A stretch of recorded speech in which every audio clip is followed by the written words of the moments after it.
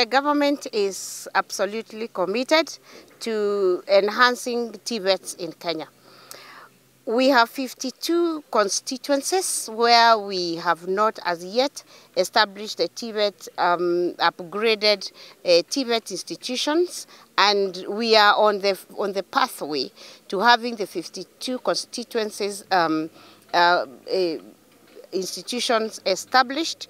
We have already written to the MPs in the 52 constituencies asking them to be prepared in ahead of the release of government funds. So we have asked them to ensure that they have between 5 to 10 acres of land, that they have 10 million to secure that land, and they have to have the title deeds, which are finally going to be released to the CS Treasury for safekeeping. The 70 institutions are soon again going to be equipped.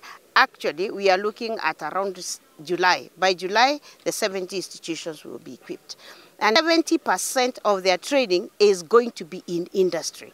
30% they will be in the institutions, practicing also, because we have a lot of equipment, practicing what they are learning in school and at the industry, and also learning the soft skills. So 70% of the training is going to be in industry, so that we are sure they are skilled. They are skills training. Last 2 years have been difficult, and we all know it. 2020, 2021 was all riddled in COVID.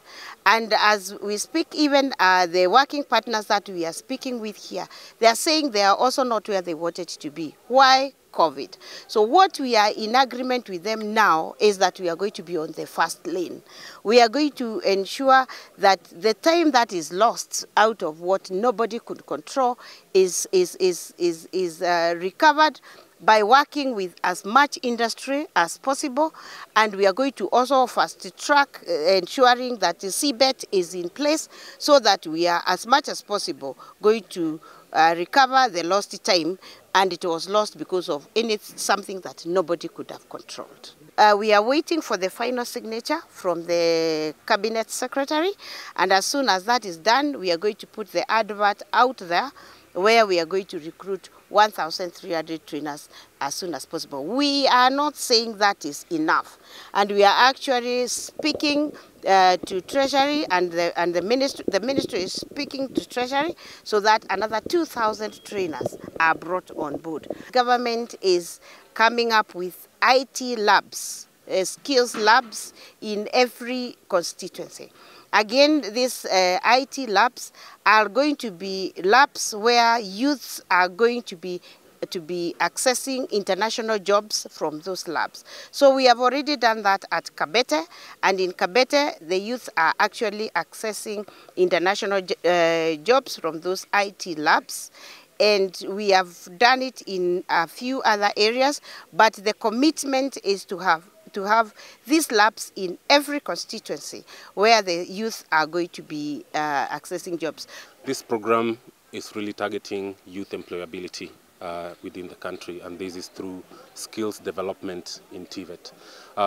These would be competency-based education and training programs, and we are working with all these agencies and the government to mount these programs at our TVET institutions.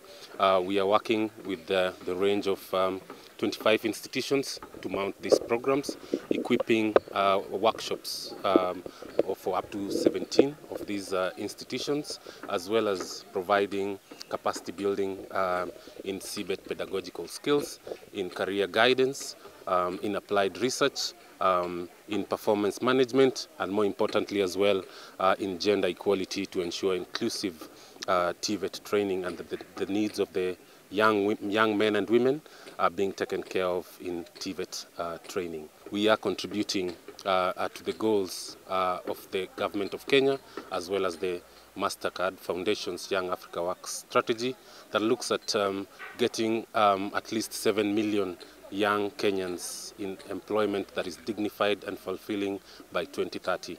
So we are contributing our part using TVET skills development and other programs as well that are contributing to that strategy.